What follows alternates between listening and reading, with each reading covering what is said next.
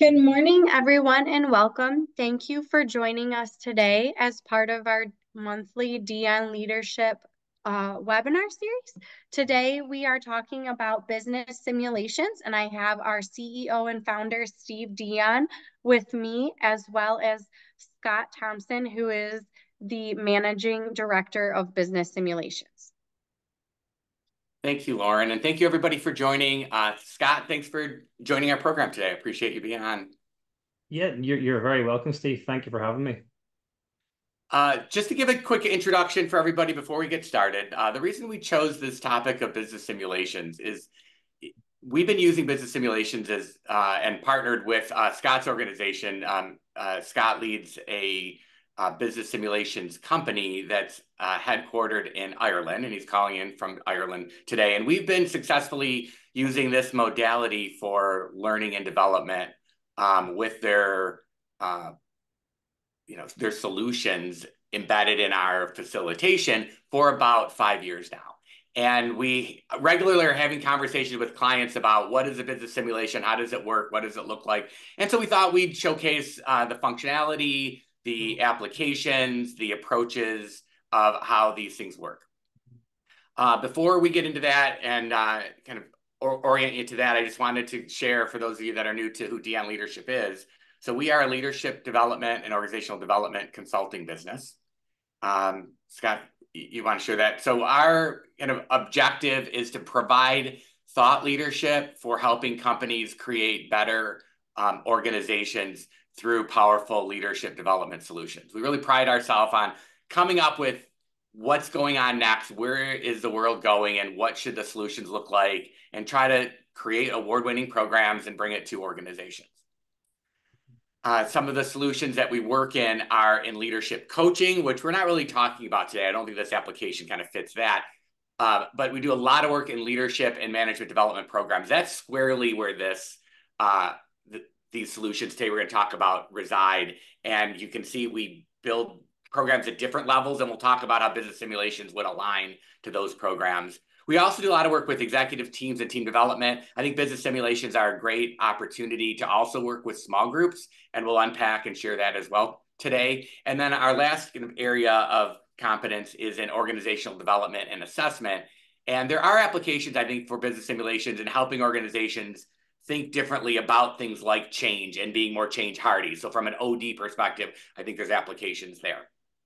So that's kind of the places that we play, and particularly some of the organizations we work with, pretty large organizations in healthcare, in manufacturing, professional services. As I'm looking at the logo slide here, many of them we have done business simulation products with there as well. Always happy to connect people with other organizations. So if you're on here and you're like, I'd love to know somebody from those organizations, happy to keep our community alive and connect people in the work. So that's a little bit about who we are. Let's kind of move into business simulations and applications for those. And I just wanted to share from a Dion leadership perspective, since really what we do is we develop a lot of training content and solutions and offerings, whether it's more of a traditional training management workshop or partnering with some gameplay work like we're talking about today, or facilitating meetings where people are kind of having large group sessions and facilitating the team to come up with an outcome. We have a team of about 60 people that are delivering those things, and then we embed this into those. So I kind of wanted to start with sort of how have we found using business simulations, and then I'll turn it over to Scott, who's going to talk specifically about how they've developed these solutions, what they look like from a technology perspective, and then you're going to get a chance to play in one as well today. So have your phone nearby, you'll be able to see what a participant will do and look like in terms of interacting with that. I also want to share too that I will be manning the chat today. So if you do have questions throughout, feel free to throw in a question, and where we have an opportunity to answer those, we'll try to do that as well. So some of the places we use, let me add a couple more comments on that one, Scott, before we get back. So a couple of the places that we're using business simulations really is it either informing a new high potential leadership cohort at the beginning of a program and having an application there, or as a capstone at the end of a program and having an application for the work that they do. As I mentioned, we also will use these business simulations for offsites or strategy sessions, or to enhance a program itself particularly. And I think there's some opportunities to use business simulations from a broader change management perspective. So helping an organization come together when they're acquiring a new organization, if they're launching new products, or they're trying to build people and teams and functionality. So you'll see how much this has to do with not just the individual interacting with the simulation, but creating a condition where people within the organization have to work together in teams. So the other place I would kind of share is in team building exercises. So it may not always be just about the learning, but can also be an organization that's like, we want to do something that's fun, that's interactive, that's different. We've done the escape rooms, we've done the, go out to dinner together. What could we do as a team to do some fun gameplay? So you kind of get a 2-for-1 element there, because as you'll see, there's a lot of fun activities that come with this particular work.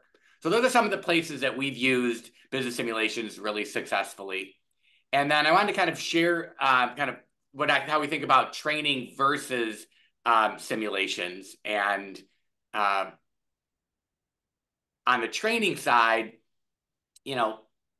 business simulations are really trainings are really about being model focused. So you come up with a model or an approach to giving feedback, to managing change, to being more accountable. And typically in a traditional training class, we're teaching and applying that work with best practices. These are the best practices that strong leaders instinctively would do. We're teaching you how to do those if that's not of your natural style and approach.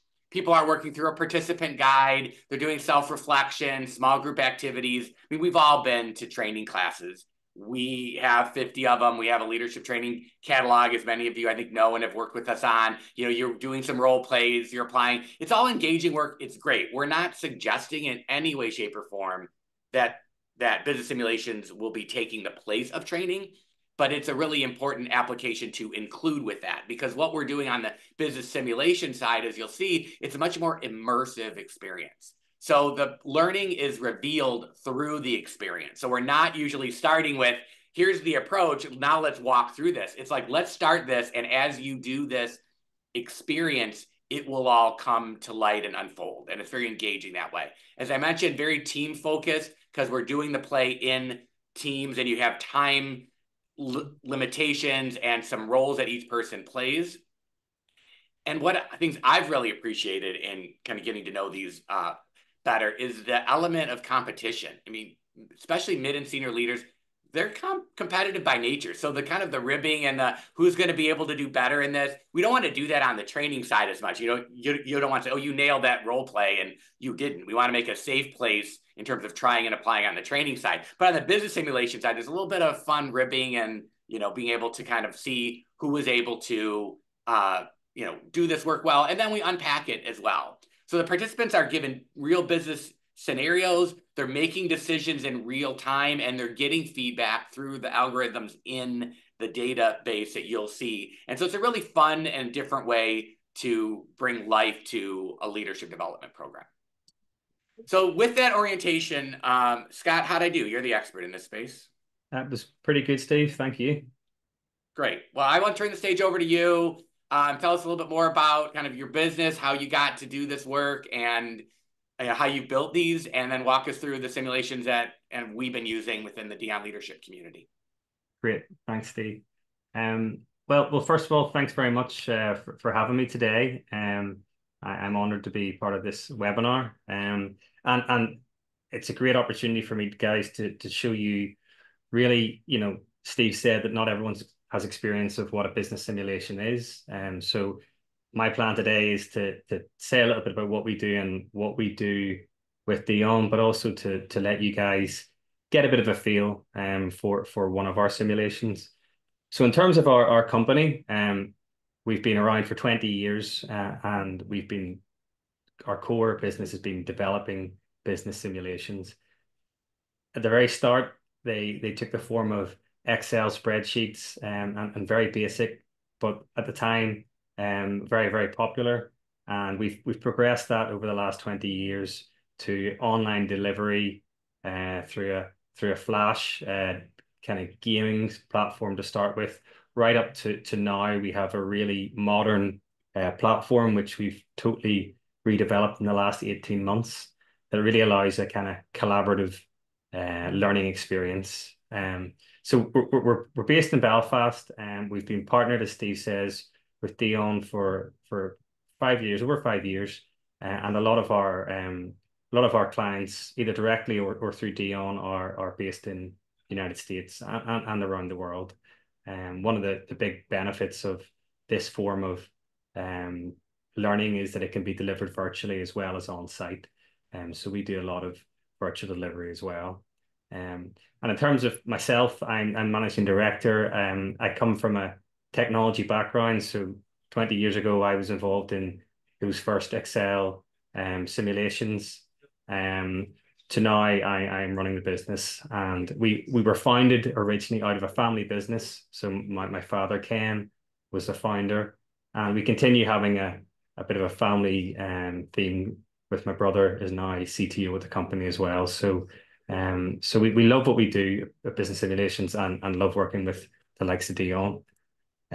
So a little bit about our approach, and some of this has been covered by Steve, but we're all about experiential learning. So we talked about kind of traditional style training versus business simulations. So we want the whole thing to be an experience that people learn by doing, and it's a chance for people to make mistakes, to learn from their mistakes, and to talk about their mistakes as well.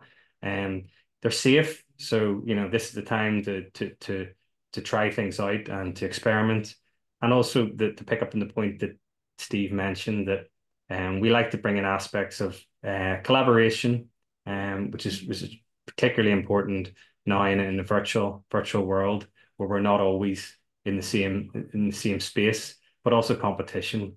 So a lot of our simulations will have a competitive aspect, where it introduces a little bit of fun into the simulation as well. Simulations are played in teams, which is a really important differentiation for us in terms of learning. There's so many great dynamics that happen within a team and across teams. So whenever we organize our teams, and typically our simulations are played in about a team of 5 or 6, which gives opportunities for forming a high-performing teams. So high-performing teams is a big part of our learning objective. So within a team, whenever they form, they'll have to address areas like, what is their decision-making approach going to be?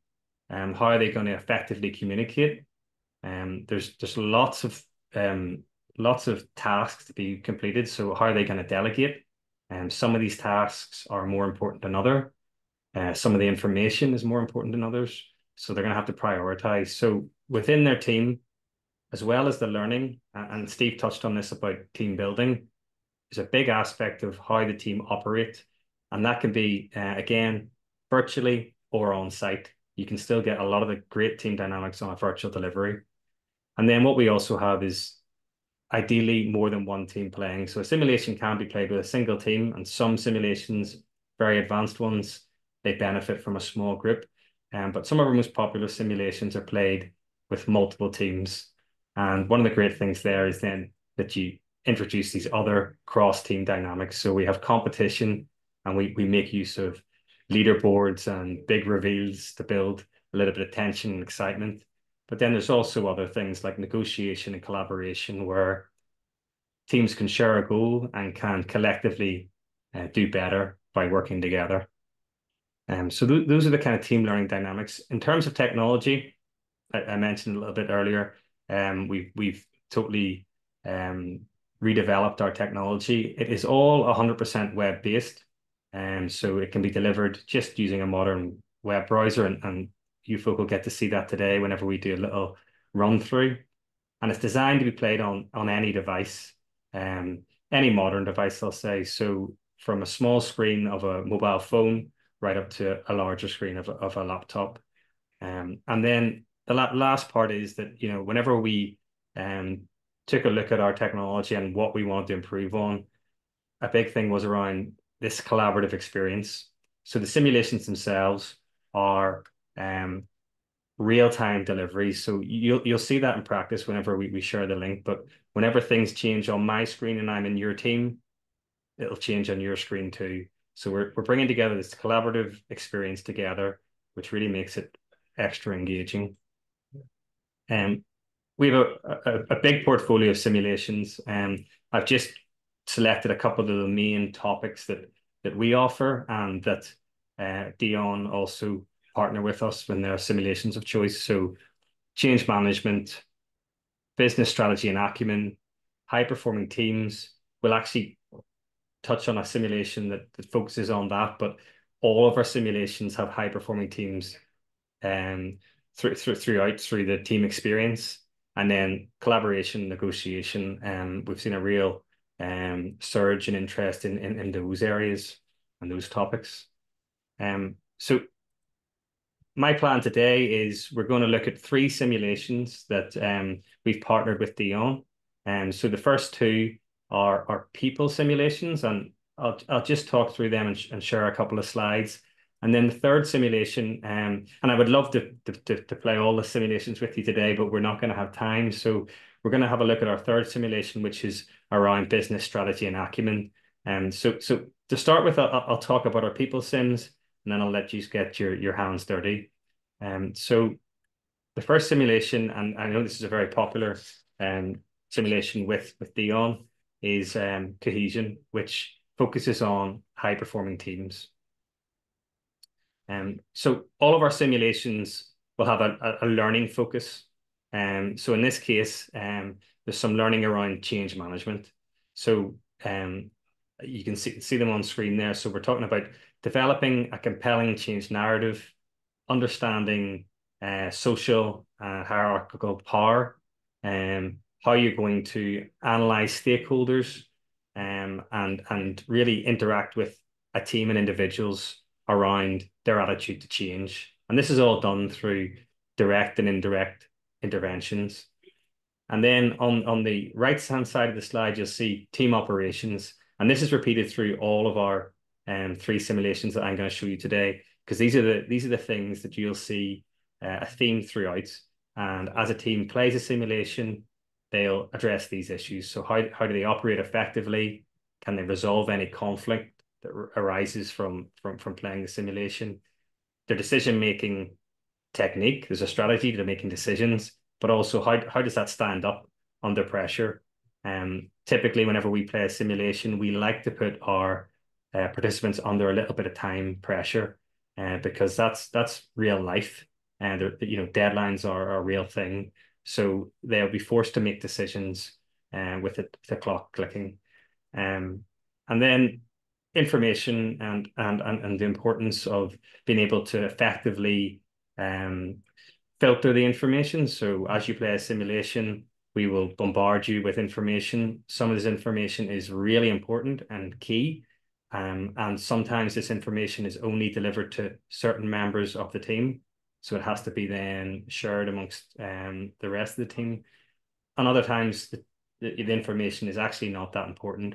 It's a distraction tactic to try and put people down a rabbit hole and check how effectively they can determine what's important and what's not.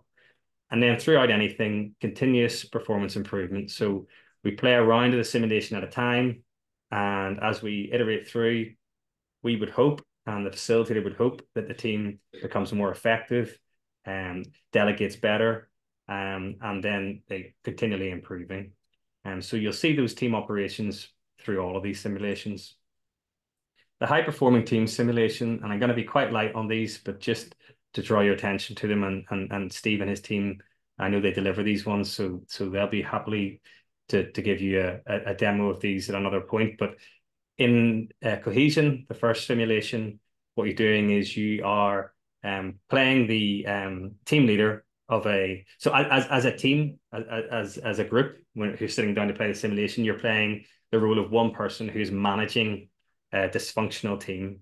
And with anything, in all of our simulations have a backstory. So the backstory here is a manufacturing company, and they have this really talented team, but it has plenty and lots of interpersonal problems. and it's up to you as team manager and as a collective team playing the simulation to make a set of interactions and interventions with members of your team. So ultimately, you're trying to gain the support of the team.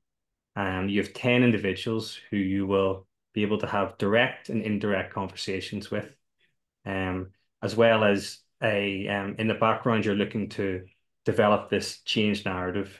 And the way you're going to do that is by making adjustments to processes. So, for example, you're going to make how meetings are conducted, how channels of communication could be improved, how members of the team have support. So there's a set of decisions that you have to make over a fictional 9-week period. And at the end of that 9-week period, you're looking to have garnered the support of this new dysfunctional team. Hopefully by that point, it'll have turned into a high-performing team. So that is the focus of this simulation, is how you can turn this team around. And as I said, as you play the simulation, information will arrive in your inbox. You'll have interactions with with characters from the simulation, based on how you decide to engage with them. So it's a really popular simulation, and I know Dion have used this one extensively. And let me give some thoughts on that too, as we've used that. So imagine, and more procedurally, this takes about 4 hours to play the simulation. So we've used this for a high potential group of maybe 20 leaders. They could be in a virtual leadership development program, and somewhere at the beginning, the middle, the end, we could do 1 4-hour experience. We could do two-hour experiences. We collect data at the end of that, and we can actually look at the results and process it at a future session with them. So we could be in small groups where maybe they're in teams of 4, 5 teams of 4. We have an event in December where we're bringing 85 of the top organizations leaders together for a 4-day symposium. And we're going to be all in one room with laptops with 85 leaders from C-suite through, director level.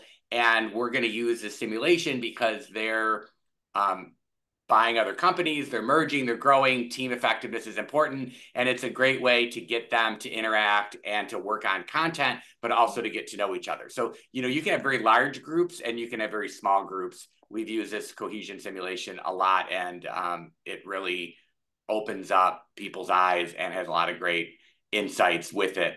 And as you can see, there's like little people and narratives, and they really get into the play of what they need to do and how that would work. And one of the just to reiterate, one of the best things that I find from running any of these simulations, and particularly this one, is the conversations that happen after playing a couple of rounds between teams. So a team will say why they chose to make these interventions, and then that'll another team will have made a completely different choice, and then the conversations that happen around the differences and why they made that and what they can learn from each other. I think that's where some of the most value in these simulations comes from, as well as the learning that you're getting by playing it. So Scott, I got a question to me that says, I can see that there's red, yellow, and green, indicators on the graphic here. What is it behind the scenes in your database what are the inputs that create a good or bad outcome in those 9 times that they have to interact and put data into the simulation? Yes. So on the screen now we can see, yes, some of it's acting what we call it in Ireland here like a traffic light system. So as in a green, amber, and red. So your relationship, for example, with some of these individuals may not be good to start with. So that would be shown on the user interface as red. And ultimately, you want to build that relationship with the individual before you start to try and use them to become an adopter. So the ultimate nearly perfect play, and we say perfect play in inverted commas because everyone plays differently, and simulation is there's a lot of factors that go into it, but you're looking to try and get 10 people on board as adopters, and that would be turning 10 of those bars to green. As well as that, then you're looking to improve your processes. And so in this simulation, getting meetings, alignment, communication, and support all into the green. And there's a complex model that sits underneath this. And what based on the information you have, and you will read profiles on different individuals, and based on the information, you'll be able to decide, what is an appropriate action in terms of building that relationship, whether you're at a stage where you could ask somebody to act on your behalf, or whether you feel that you need to nurture them on a little bit more, and further down the line you could ask them to make an intervention on your behalf as well, because it's not just interventions between you as team leader and an individual in the simulation. You can also use social network to say, for example, I know that George and Hannah are very close. I've got a great relationship with George, not so good a relationship with Hannah. Can I use George to help get Hannah on board? So there's lots of different dynamics happening here as you play round on round. Okay, so I'm conscious that we've got quite a lot to cover, so I'm going to then just quickly go into another simulation, influence. Again, this is another people simulation, and the focus on this simulation is less about high-performing teams and more real focus on change management. So again, similar key learning and similar team operations. But I'm going to jump into the storyline on this one. So in this scenario, you're playing the leadership team of a shared services task force, and really you have 10 stakeholders that you need to get to adopt a major internal change program. And the backstory to this actually ties into the simulation that we're going to play today, is that you're leading this global entertainment company. And much like the simulation that we just covered, there's lots of people issues that you have to resolve, and if you leave them unresolved, then you're not going to get the adopters on board. So your objective here is really creating change champions for this change objective. And again, this can happen through conversations with individuals, conversations between individuals, and you'll look at the structure of the organization. You'll look at the social network of the organization to try and work out, who you should be talking to and what you should be asking them to do, and really importantly, in what order that you should be having these conversations. And then in parallel to that, as well as working with your individuals, then you're going to be working on this change plan and how you can improve that. And that looks at areas such as, what are everyone's goals and objectives? How are we planning? And importantly, how are we tracking that? How are the teams being managed and communicating as well? So there's lots of other processes that form part of your change plan. And why all the while you're dealing with these 10 stakeholders who, again, like cohesion, you have varying levels of relationship with. Some will start in a good place, some will start in a lower down. But again, you're looking ultimately to create 10 change champions, and that is very difficult. And like that should say that all of our simulations can be the difficulty can be varied. So at the most extreme level, it'd be very, very, very difficult to get 10 champions. So you can judge it based on the experience of your team. So that is influence, and appreciate that I've gone quite quickly through that one, but I'm really keen to get you guys hands-on on our next simulation. So if you've any questions about influence, we can pick those up at the end, or I'm sure Steve and his team would love to hear from you. So third sim we're going to look at today, and we're going to get a little bit of a play at, is acumen. So this is slightly a change of tack. So this is not a people sim in the traditional sense. There are people issues in this simulation. This simulation focuses on really on business acumen and strategy. And like Steve said, sometimes simulations can be used not only for the learning theme or topic, but can be used as a team building exercise. And this is a simulation that we have used before, as it's a really fun simulation to play as well. So it can be used if you're looking to improve business acumen and a grasp of strategy and finance, but also as a challenging good management exercise. So again, on the right, we have the team operations that come with every simulation of ours.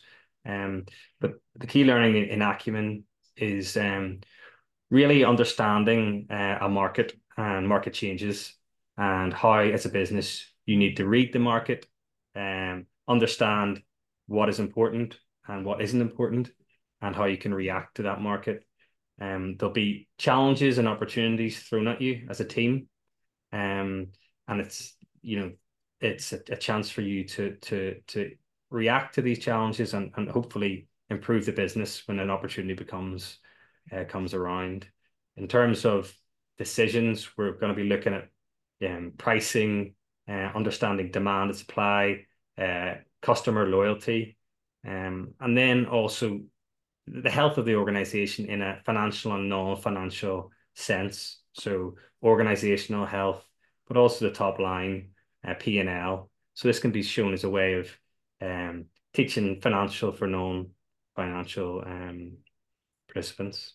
And that's typically how we find our clients use it, is as for management development programs or hypo programs, is a finance for non-financial managers program, where they're then pairing maybe this simulation with having somebody from their finance team to come and talk about, this is how our business works, but being able to play in a business, as you'll see in a few minutes, is really powerful.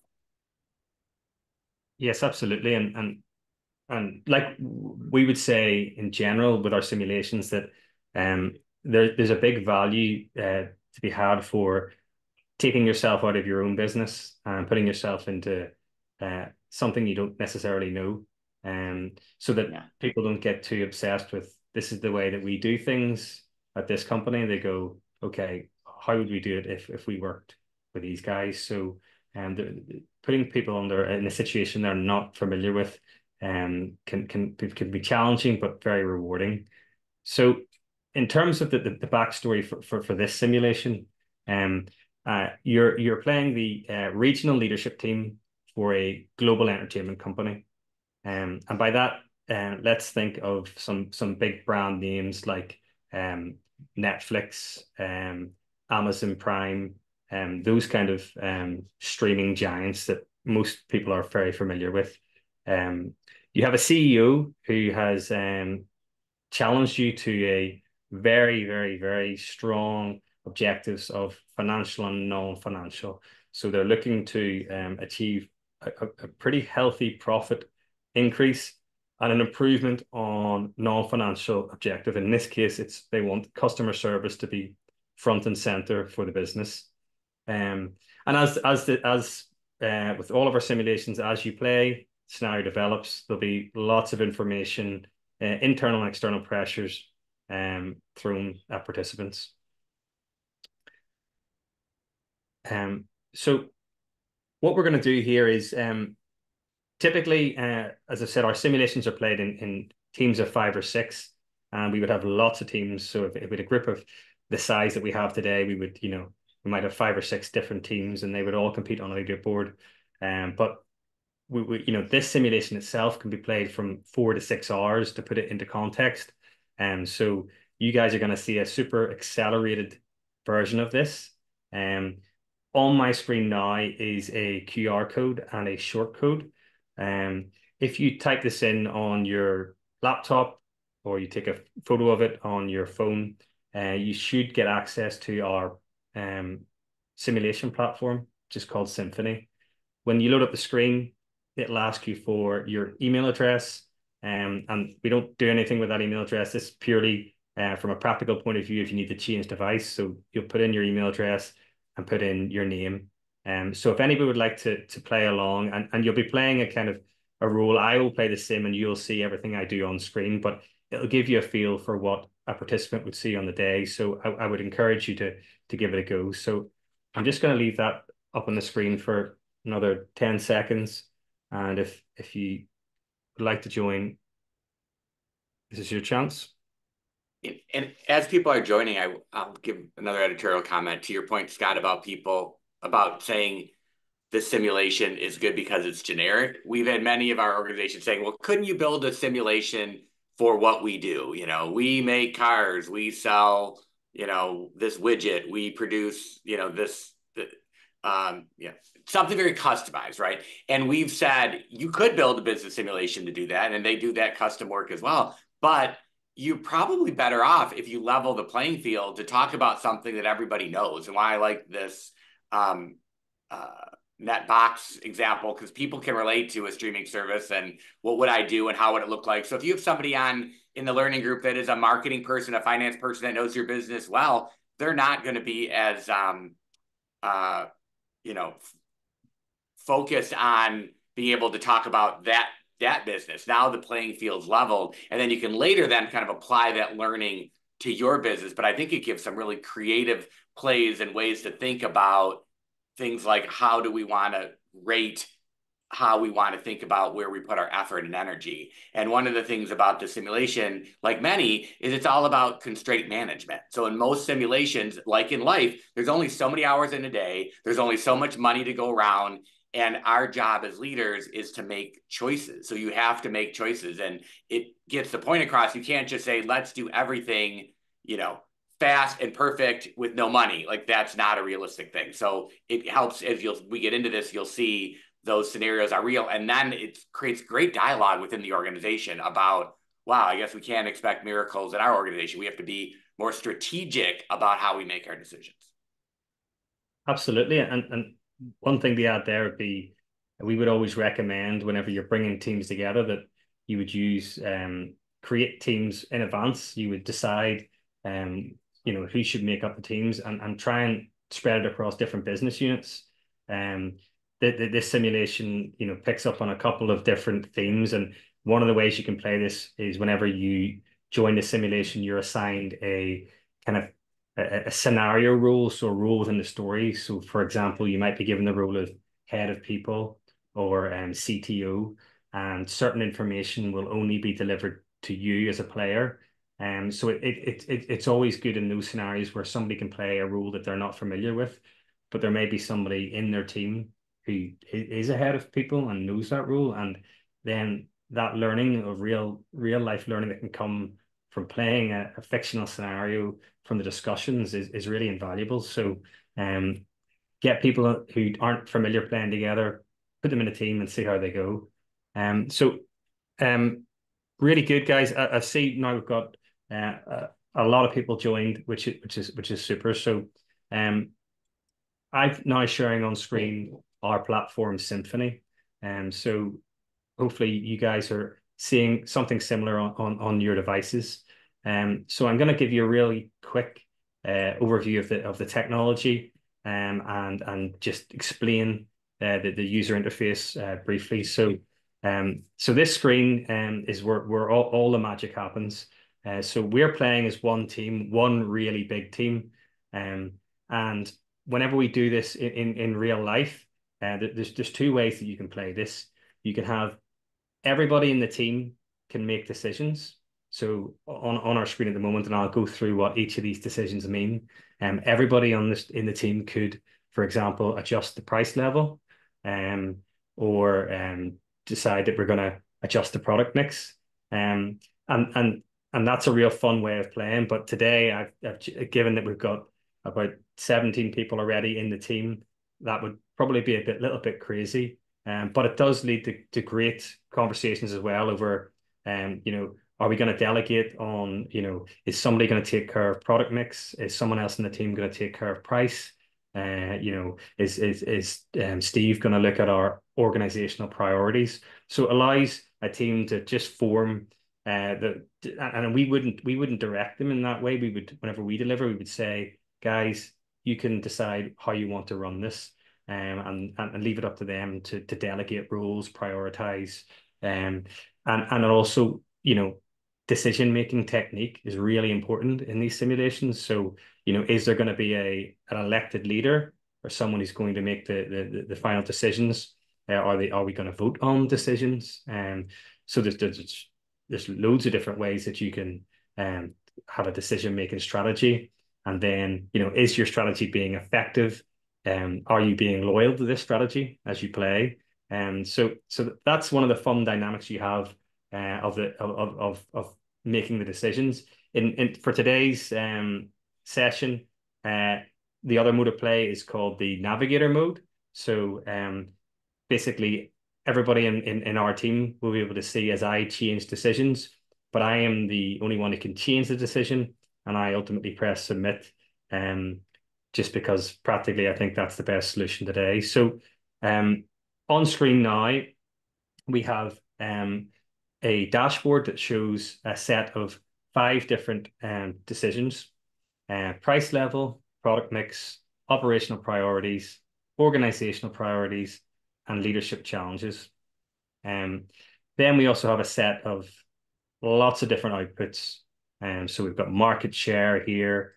We've got customer satisfaction. We've got breakdown of customers, organizational health, just picking out a few here. And really importantly, and Steve mentioned, how useful this is as a finance for non-financials. We have a profit and loss, which will track play throughout the session. And to explain a little bit more about how a session would typically work with this simulation, you're playing 1 quarter at a time. So we're playing a whole year's worth, so 4 rounds. And today we're going to play 1 quarter, because we just don't have the time. And whenever this is being delivered, we would play a quarter, and then teams would either virtually or on site would come back into a physical room or back into plenary if it's a virtual delivery, and the facilitator would do a debrief on the round, would show how teams are competing against each other in scores, and ask teams to give some insights, to talk about their strategy. So every time that we do a set of decisions, get some outputs, then there is discussion that follows. Couple of more things I want to just show on the user interface before we go into talking through the play. You will all see on the right hand side you'll have an inbox, so if you launch that, this is where you'll get information that is updated as you play the simulation. So at the moment there's 2 documents in there, and it gives you a quick outline of what Netbox, this is the fictional entertainment service that we'll be playing today.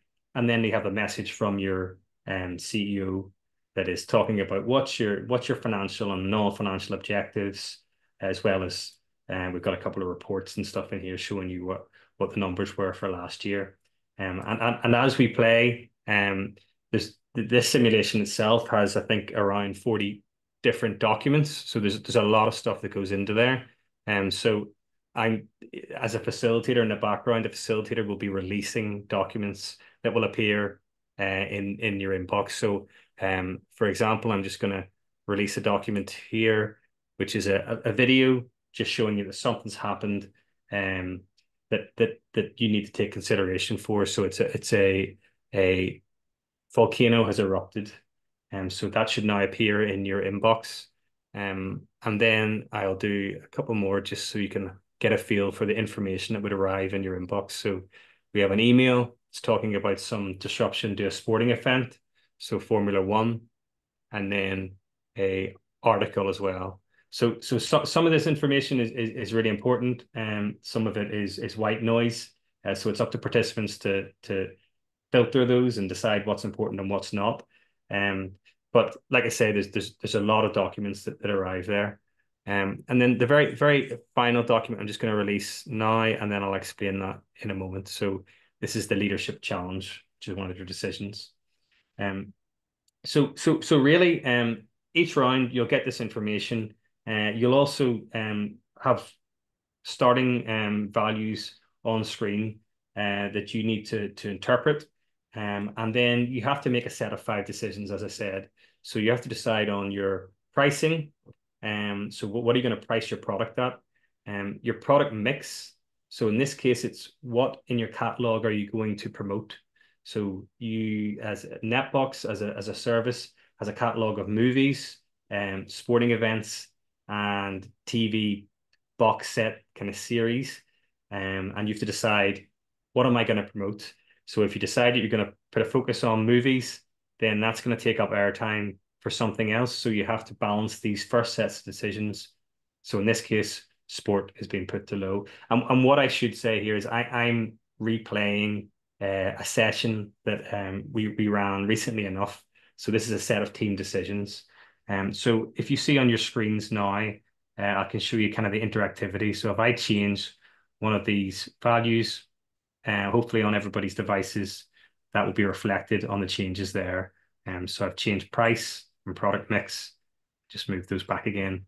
So you can see how dynamic this can be when playing as a real team, and potentially everybody in the team having access to these sliders.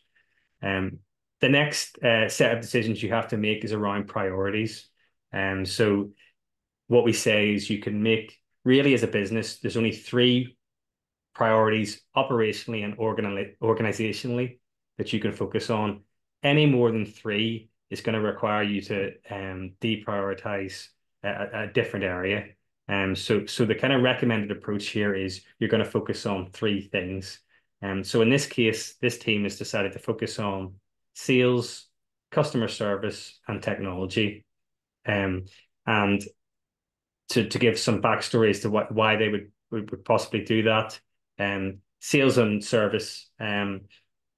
Number one, sales is always important, sales and marketing. So we always recommend it to focus on the top line whenever we're playing this sim. Ultimately, your goal is to improve the financial situation at Netbox. So there should be a focus always on sales or marketing. And then the CEO, as you'll see in the email that was sent through, CEO wants to focus on customer service. So that's reflected in these decisions. And then explain finally what each of these mean too, right, Scott? So like, for example, in the guide, there's a guide of information that you can see. I'm looking at it on my phone, but if you were looking at it on a computer, to be able to explain what each of these items are. And as we facilitate this, people will know that. So we're not just randomly guessing on, oh, this sounds like fun. It's going to be based on real data, and there's right and wrong answers based on the way the simulation is working. Yes. As Steve said, a lot of this is about how you filter and take in the information at hand. So yes, Stephen said there's a lot of backstory and numbers here and as one person, you know, a really important part is that if you go off by yourself and try and work out and read all this information, you're not going to do it. So really what we need, or if everybody in the team just goes off and are not organized and try and make these decisions, you know, take in all the information, it's going to be impossible because this is a really time pressure simulation. So at that point you have to say, right, you know, who's going to do what? Who's going to keep an eye on the inbox? Who's going to look at people issues? Who's going to look at you know, information around our suppliers or our resellers, and that is your focus. So there's lots going on. So yes, absolutely, and this is all explained. And I should probably stress as well that these simulations are facilitated. So there'll be an introduction to the learning, an introduction to the storyline by the facilitator, who'll be there to answer questions, and information is always at hand for those who want to dig into the detail as well. So just to kind of wrap up the decisions that this team's made. So they've decided to look at the pricing model, and there you can see in this section here, market pricing. Basically, they're saying they're going to stick at market price. Or actually, no, sorry, they're going to increase market price. So the market price and competitor price is at 6. They're saying we're premium. We're going to go price to 7. They have prioritized movies over sport, and the rationale from that, and if anybody's looked at the documents, the storyline is around this volcano has erupted, and basically it has meant that sporting events are being cancelled all over the globe. If we remember back to the Icelandic volcano ash cloud 10, 15 years ago, something similar to that. So it's a global phenomenon that's happened here, and it's affecting sport. So it's wise to deprioritize sport. And then there's a push on movies because there's some big movie releases are on are coming this quarter. So they have to take that information, decide what is their mix. I've explained the priorities and why they've reached those. And then the last thing is this leadership challenge. So in your inbox, you'll see that there is an opportunity to invest in some research into new areas the business can grow in. And it's up to you. So each round you'll get a different leadership challenge, and some of them are an opportunity, and other times you have to react to a crisis. So if they're the storyline, I don't want to spoil the storyline too much here, but there's some issues around cybersecurity come up later in the simulation. So that's an example of a challenge that you have to react to. And this case, they have an opportunity to invest. So from memory, one of the best opportunities for them, the choices to make, and with all of our simulations, there's never really a right answer. There's different degrees of right. So probably the best choice answer would be one around investing in creating their own new content. So if you think of the likes of Netflix and Amazon, invest very heavily in their own homegrown content, so they don't have to buy it in from these studios. And so that's an example of a good investment in their research. This team has actually made what we would say is a poor choice.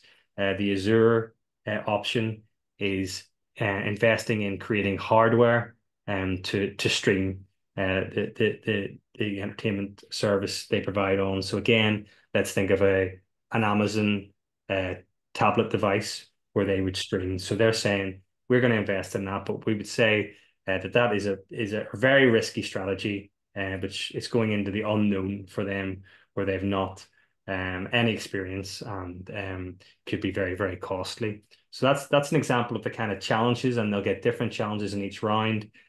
Teams will play 4 rounds for the simulation, roughly around an hour's playtime for each sim, or for each round, sorry.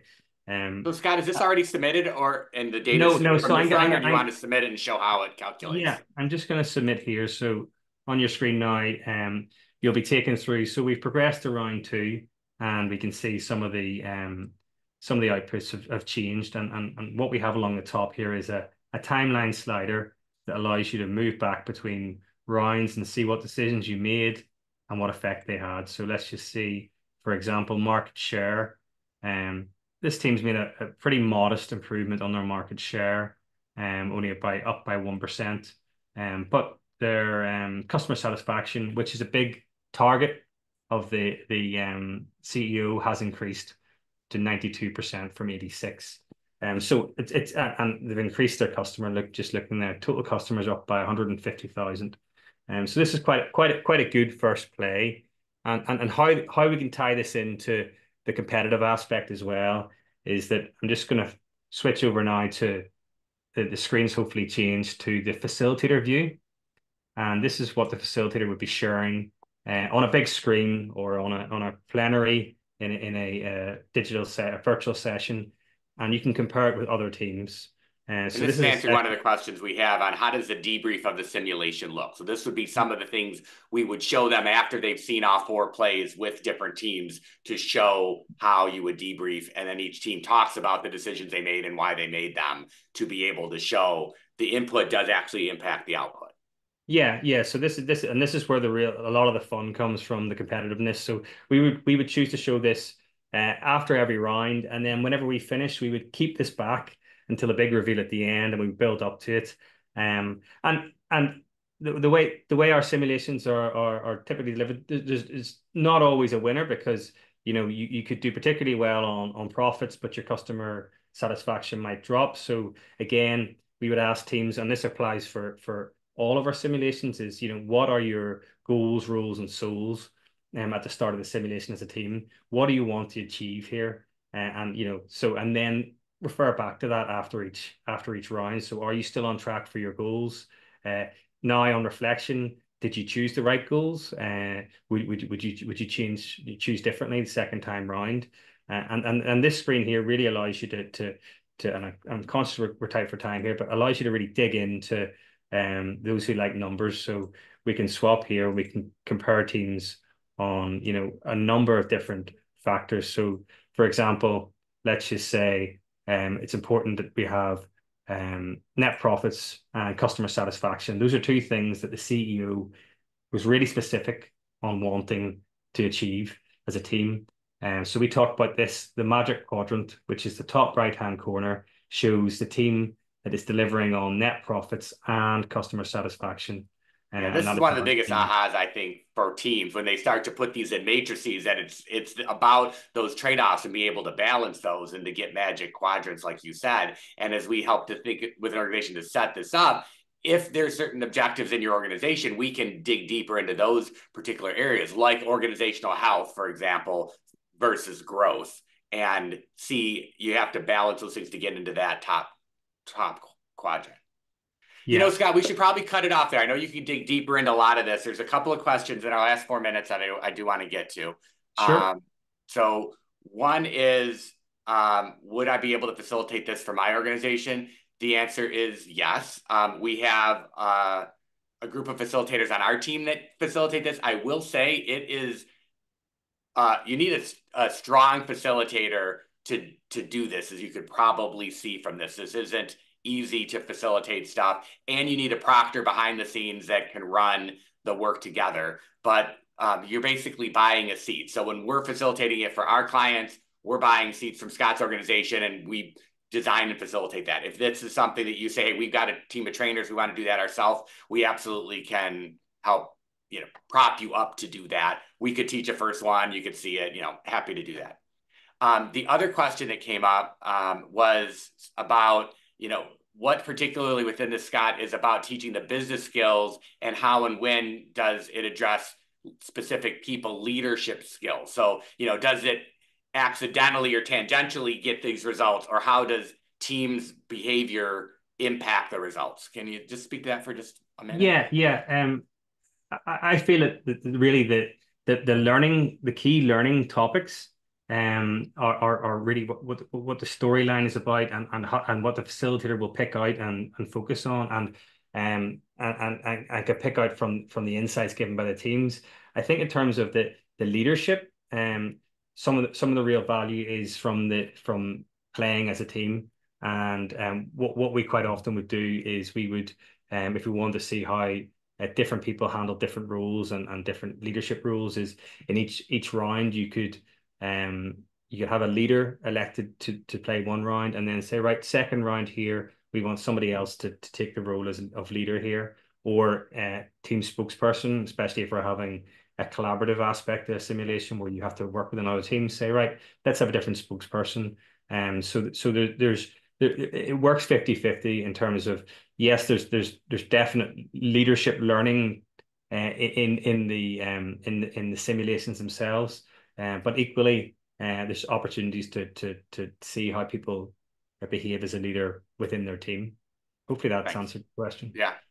Yeah. And anybody, I'm happy to talk deeper about that as well. While I'm answering the last question, I know we have to end in a second. We're going to put in the chat our next webinar as well. That will be on November 12th. And we're going to talk about the subject of conflict. We just wrote an ebook called Conquering Conflict. Joe LeDuc, who's our VP of Coaching and Consulting Services on our team, will be leading that. We hear regularly how conflicts are really challenging element in organizations. So we're going to dig deeper into that. But to answer the last question that was on this. Is morale and employee engagement addressed only through the organizational health element in this particular simulation? I mean, I would generally say yes, because this is about business acumen, and within org health are a whole bunch of things about that. But if you do want to do, if you want to think, and I'll close on this notion, is if you're thinking about a topic like employee morale or innovation, or we've only scratched the surface of a couple of the simulations that Scott's organization has created over 20 years. There is an innovation simulation. If you want to talk about morale and engagement, we could talk about that. So I guess I want to leave you with, think about simulations in a pretty broad-based way. Many organizations have thought about these as being only about financial elements. And as you can see, and we didn't demo it, but there's a lot about the people elements as well. So I know we have to cut it off. It's at the top of the hour. Thank you, Scott, for joining us from. You're very welcome. Thank you for having me. And thank you for our partnership. And if anybody wants to talk a little bit more about these simulations or anything else, our door is always open. Give us a call.